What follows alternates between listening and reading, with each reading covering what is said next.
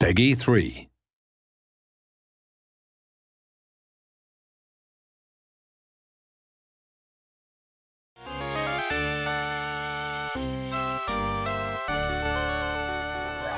When I was thinking about what people remember fondly about the game, at the time I think it was enjoying the thrills and getting the timing right when they played it.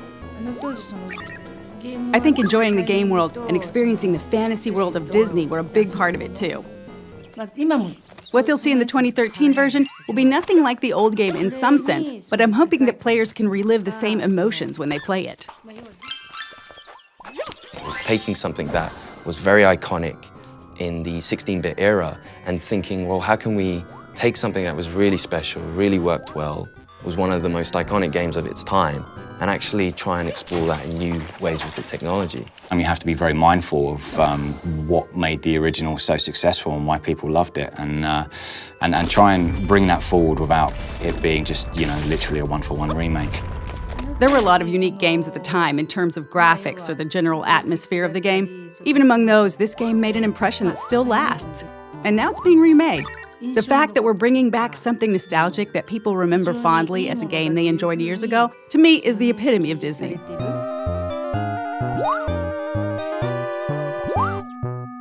The original game, it just had a lot going for it. I think even the name Castle of Illusion was something cool, straight away Castle of Illusion says, oh, what's that? Oh, what's inside that castle? And then you've got Mickey Mouse, biggest character in the world, so straight away you're like, oh, that's awesome, we're gonna play Mickey Mouse through this Castle of Illusion. And it innovated on all levels, camera, control, platforming, and I think the core gamers absolutely loved it.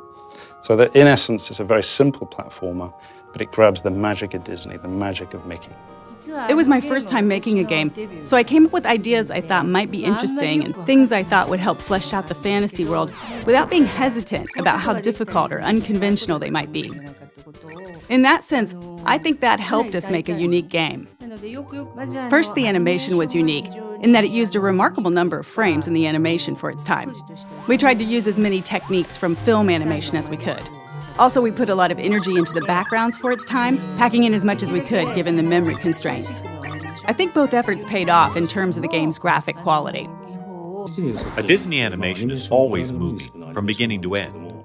At the time we were making our game, if you didn't do something on the controller, nothing would move at all. So we thought, if we want to bring Disney animations to life, we need things moving on the screen all the time.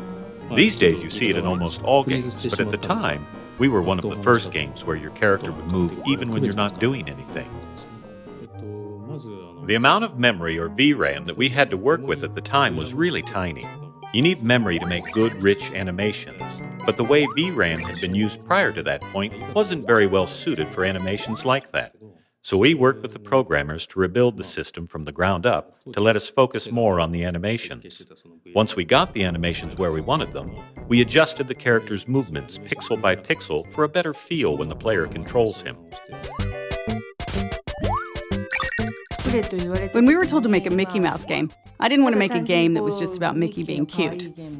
Our focus was on how we could include the Disney World view from their classic movies. So rather than Mickey Mouse alone, we drew inspiration from the various classic movies that Disney's produced.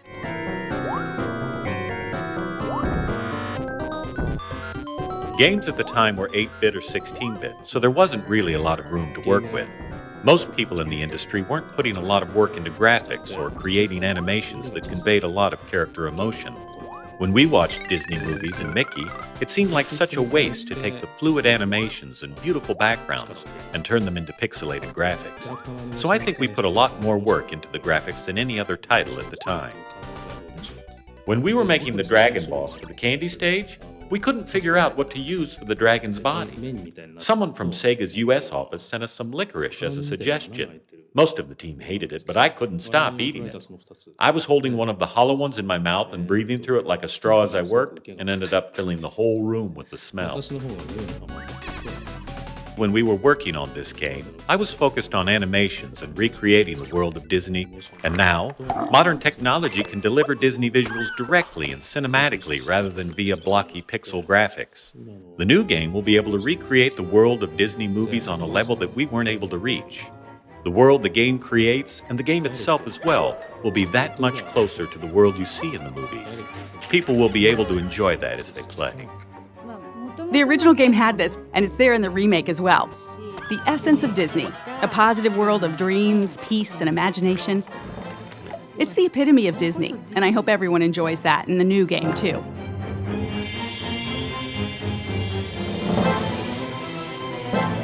We're very fortunate to be still working with the original producer of the game. I don't think many other studios have ever had that opportunity. Sega actually approached us about this a number of times, so I've seen prototypes and ideas from other developers as well. But with SSA's prototype, it took me back to when I was working on the original game. It reminded me of things I was feeling at the time, or what was going through my head as I was working on it. That's a wonderful thing, and it made me really want to work with them. The prototype we delivered was actually to be presented to the producer of the original game.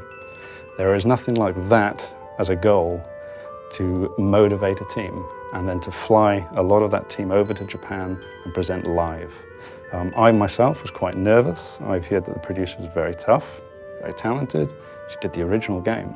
We were there in the meeting, everything was quiet. She walks in, everybody's very nervous. It went phenomenally well. She was happy, she was laughing, she enjoyed what we did to Mickey. For us to change the mechanics, we have to be very cautious. We can't steer too far away from the feel of Mickey, and we can't go too retro, because there were technology constraints in those days on what you could do with Mickey. So we've analyzed the feel of Mickey, the jump heights, the inertia, the turn, on the edge of a cliff, and we've been able to just knock it out of the park, all the animations, and now we're challenged by the feel of Mickey. So we feel we can move from the retro to retro plus. We can do more of what I think the gamers in those days would have loved because of our technology. It's more lifelike, it's more fun. The lighting effects are taken into the account, the candlelight in the background. So all of a sudden the personality, the core pillar of the game, Mickey, is brought to life. And that's something that we really want to do with Castle of Illusion, is try and modernize Mickey, but put him in the context of what we had before in the original game. And our challenge then is to try and improve the animations, the look and feel of Mickey, the characters around Mickey, the environments that he's in, and even the music score is a massive part of that whole Disney package. Primarily, we're able to do a lot more with the sound effects, the mixing, the environmental effects. I mean, these are all things that we come to expect without realizing it. If a fan of the original picks up and plays the new Castle of Illusion, I think they're going to be really surprised. I think they're going to feel like this is Castle of Illusion, and I think we've played a few little tricks on them along the way. And I think if they're looking out for those things that they remember, they're going to see them and a few extra as well. That's the thing I'm most nervous about. When people who've played the game before get their hands on the new game, what will they think? I can't wait to find out. It's expressed in a completely different way, but the essence is the same. So I hope the enjoyment they experience from it is the same.